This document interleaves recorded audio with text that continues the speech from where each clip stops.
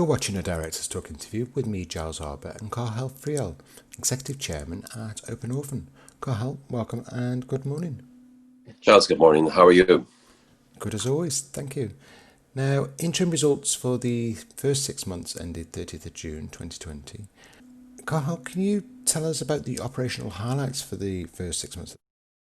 Yeah, Charles, look, it's a year of very much of two halves. The first half of the year, we only acquired formally hVivo at the end of January, but operationally, we really didn't get operational control till well into March and April.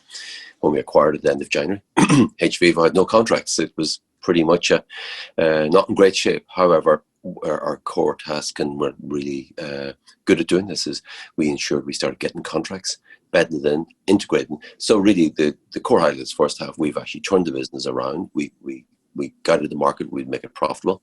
Then Life Science and hVivo never made a profit in their life before. And we're now very much on target to making profits in Q4. And we've guided the market that way, which is a big turnaround on the previous, let's say, 10 years of both businesses.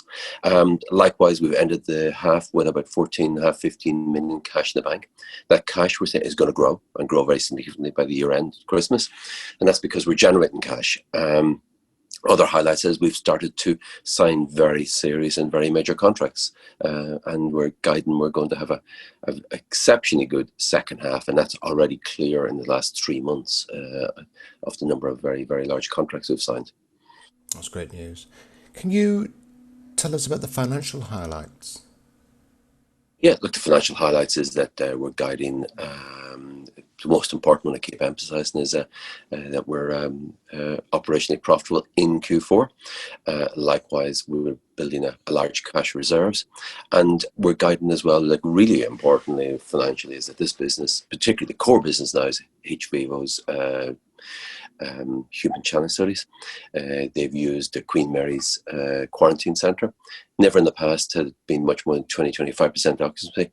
The key to the financials is getting that to 100%. We're now saying we're 100% occupant, and we will ensure it's that way now at the moment, out for a year, and we're guiding within a month on whenever we sign the next contract, which shouldn't be too far away, we'll be fully occupied for 18 months. That really puts the business on a firm footing. Indeed. Now, it's been a busy period for you, but post the period, as we're now at the end of quarter three, can you bring us up to speed with anything that has happened in the last 3 months since the end of H1? Absolutely, Charles. Yeah, look, the post period, and this is the end of really Q3 now we're in, is look, we're really delighted. We've signed a 4.3 million deal earlier this week for one of our traditional RSV challenge studies. 3 weeks ago, we signed a similar one, 4 million, with Pfizer for an RSV challenge study. So nearly every month now, we're on a roll. It's 4 million contract each month. So that's pretty good. So post period, we're putting very significant contracts. Our French Vents subsidiary, likewise, are signing off really great contracts. Ipsen, a few weeks back, our colleagues in the Amsterdam office, or in Breda, that's our Dutch office, is signing a major contract with J&J. So post-period, we really got the business functioning as a proper business. Right. As I said, a busy period for you. Yeah.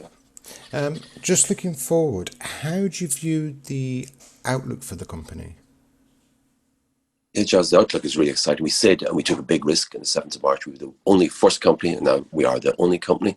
We are the world leader in the testing of vaccines and antivirals through traditional human challenge study models. But we did say we would be the first company to do test COVID-19 using human challenge study models. A little bit controversial, but we're there. And we would hope to announce in a fairly, very close future. There was a media leak about it last week in the FT saying we're close to a contract with the British government, and that would be very exciting. And we're well down the track. And beyond the British government, we have a queue of large vaccine companies looking to sign up similar, basically test COVID-19 vaccines. So we all know that's a big piece of business. But like the underlying business, every deal we've announced so far this year are non-COVID, bar one. We've announced one COVID-19 phase 1 trial. Everything else, we have a really good business now in non-COVID testing vaccines.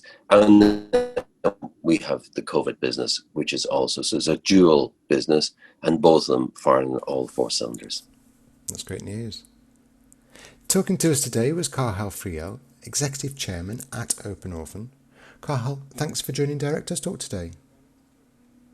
Giles, thank you very much for taking the time to talk to me.